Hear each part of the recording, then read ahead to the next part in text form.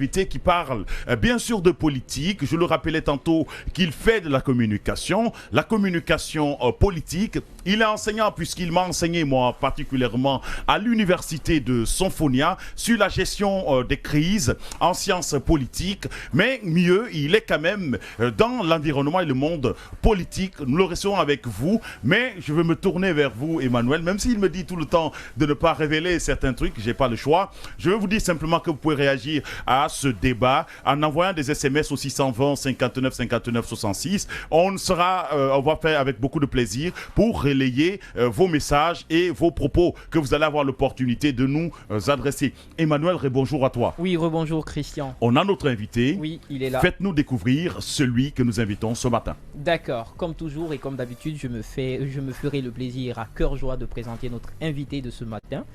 Pas parce qu'il est mille mono comme moi, mais parce que c'est un invité comme tous les autres et on va parcourir ensemble sa biographie. Il aura l'occasion aussi de nous partager quelques anecdotes de cette biographie. Alors, chers téléspectateurs, comme invité, nous avons ce matin Monsieur Joachim Baba Milimono, politologue, communicant. Il est né à Kindia. Il fait ses études primaires et une partie du secondaire du côté de l'Abbé. Et à Kissidougou, il fera son lycée au lycée Ernesto Che Guevara, où il a été vice-président du comité consultatif. C'est une forme de syndicat des élèves auprès de la direction du lycée et membre du comité d'équité et un des initiateurs de la presse scolaire. Après ça, il passe son bac en 2006 où il obtient son diplôme de maîtrise plus tard en sciences politiques en 2010 à l'université générale Lansana Conté de Sonfonia. Alors, monsieur Joachim, comment se passe le parcours? Kissidou, l'abbé, né à Kindia, on vous appréhende comme le Guinéen complet ou quoi? Merci, c'est d'abord émouvant cette présentation. Et je vous en remercie. Je suis, et je le dis toujours, un Guinéen tout court. Être né dans la capitale des agrumes et puis faire son enfance et l'essentiel de ses études primaires et secondaires dans le Fouta avant de découvrir ma préfecture Chomois, le Chomois d'où je suis originaire, Kissidougou, où je n'ai vécu que 4 ans. Après le baccalauréat, j'ai rejoint Conakry. Et depuis, voilà, je suis là. Je repars de temps à autre à Kissidougou. Et il m'arrive de visiter très souvent l'Abbé, qui est quand même la préfecture que je connais le mieux dans la Guinée, même s'il m'est arrivé de vivre dans les 31 préfectures sur 33. D'accord. Voilà. 31 sous-préfectures sur 33, donc un Guinéen parfait, on peut le dire comme ça. Entre 2014 et 2015, il est conseiller en communication et relations publiques de l'Assemblée nationale, où il a le rôle de définir, planifier et organiser le calendrier de communication du président de l'Assemblée d'alors.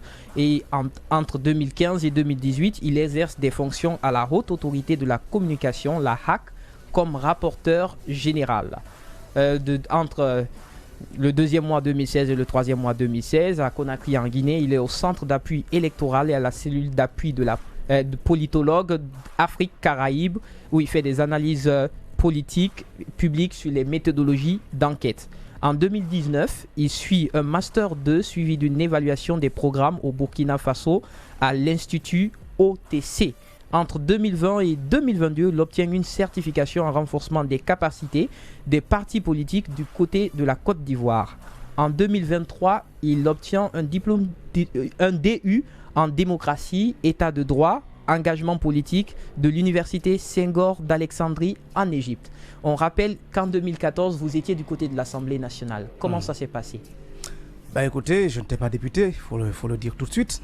Parce que pour certains, quand on dit Assemblée nationale, on pense qu'on est tout de suite député. Non.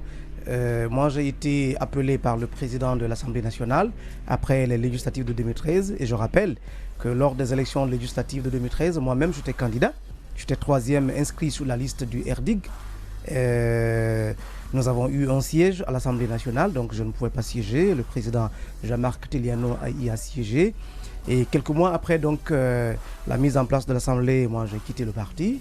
Et c'est à cette époque où j'étais engagé dans l'enseignement supérieur. J'étais J'étais associé assistant de recherche avec Dr Sekou Kourissi Kondé, avec lequel je travaillais à African Crisis Group. C'est à cette occasion que j'ai eu l'honneur de découvrir Christian Desco Kondé comme étudiant.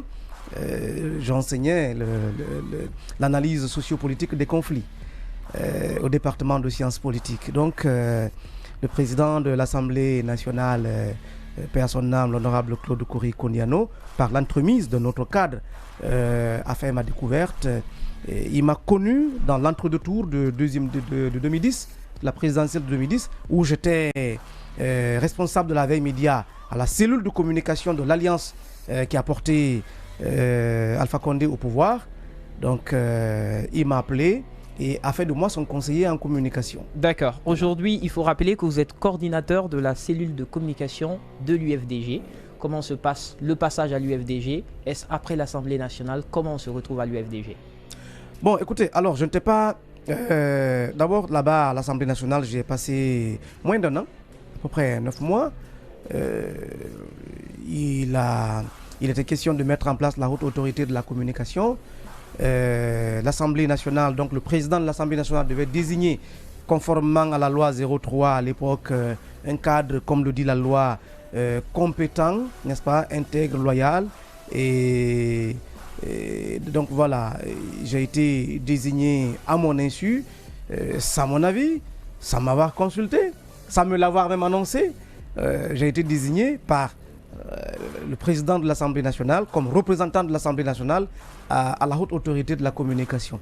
Et donc le 10 juin 2015, j'ai bénéficié d'un décret du président de la République me nommant à la haute autorité de la communication. Et là-bas, il était question pour les 11 membres désignés, parce que le président de la République désignait, l'Assemblée désignait, le Conseil supérieur de la magistrature désignait, les médias désignaient, les cinéastes désignaient, et ainsi de suite. Il y a un mode de désignation qui était fait. Donc, il y a eu une élection à l'interne, comme le prévoit la loi. Madame Martine Condé a été portée présidente de l'institution et moi, j'ai été porté rapporteur général. D'accord. Et l'UFDG? Et bon, maintenant, après un an, à peu près 2 ans d'exercice à la haute autorité de la communication, il y a eu quand même une crise sérieuse qui a secoué l'institution, où j'ai été perçu comme le meneur, alors que je n'en étais pas un. La crise portait sur la gestion, n'est-ce pas, financière, des ressources financières allouées à l'institution. Nous avions à l'époque un budget de 9 milliards qui était géré de manière patrimoniale par Madame Martine Condé et son comptable, M. Kouyaté, qui a aujourd'hui affaire avec la CRIEF. Et donc, nous avons pratiquement passé plus d'1 an sans salaire. Nos primes de session n'étaient pas versées.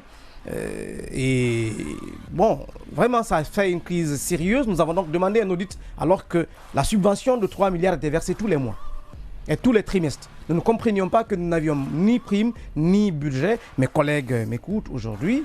Un de mes collègues, Alpha Kabinet Keita, qui a été directeur général de la RTG, était suffisamment malade, faute d'appui, faute de soins. Il en est mort. Paix à son âme, ça a choqué toute l'institution et nous avons donc débrayé, n'est-ce pas, au niveau des commissaires, et la Cour constitutionnelle a été saisie, mais elle a remis Martine Condé à sa place. Et moi, entre-temps, il était question de me suspendre, mais la Cour constitutionnelle s'était opposée catégoriquement à ma suspension, parce que la suspension était la conséquence si vous voulez, des réclamations que nous avions engagées à l'époque.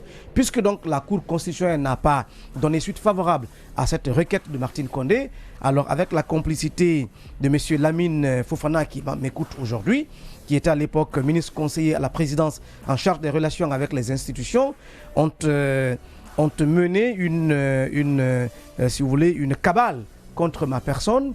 Ils sont allés à l'université de Sonfonia et où ils ont corrompu le service de scolarité qui leur a remis une copie de mon dossier scolaire avec des informations totalement erronées.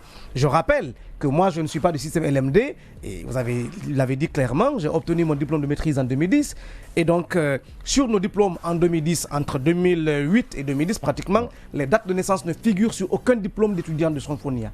Alors, le document qui a été présenté porte une mention, une date de naissance qui n'est pas du tout la mienne. Alors on marque né en 1986, alors que je suis né bien avant ça.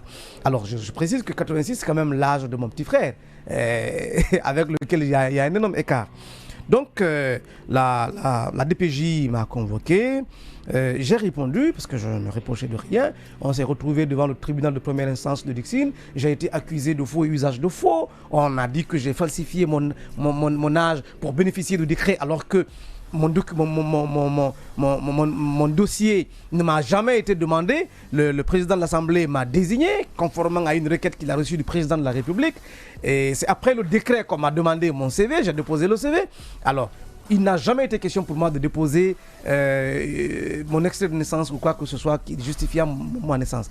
Ce qui a été sidérant dans ce processus judiciaire, c'est que mes avocats et moi avons demandé un transport judiciaire, n'est-ce pas, auprès de l'état civil de Kindia où je suis né, pour vérifier dans le registre de l'état civil s'il était exact que je suis né en 86. Alors cela n'a pas été accepté, mais mon avocat a quand même écrit au procureur de Kindia qui a envoyé un rapport que le tribunal de Dixine a rejeté, a refusé de recevoir. Alors, j'ai présenté ma carte d'électeur avec laquelle j'ai voté quand même en 2010, dont le recensement a été fait en 2008 ou 2009. Alors, aurais-je modifié mon âge en 2008 pour tromper Alpha Condé en 2015 ? Alors, c'est quand même extraordinaire, comme on sait toujours falsifier les choses dans ce pays. Alors, écoutez, pour résumer, nonobstant toutes les preuves qui ont été apportées de la fausseté de cette accusation, j'ai quand même été condamné à 6 mois de prison ferme. Alors, j'ai passé 6 mois de prison ferme à la maison centrale, j'en suis ressorti, mais la décision de juge ne remettait nullement en question mon statut de commissaire de la HAC. Donc, j'étais censé retourner à la HAC, et je précise que 7 jours après mon placement sous mandat de dépôt, la Cour suprême de la République de Guinée a rendu un arrêt de sursis à exécution ordonnant ma mise en liberté immédiate et sans condition. Ce qui a été refusé par le ministre à l'époque, le ministre de la Justice. Comprenez ?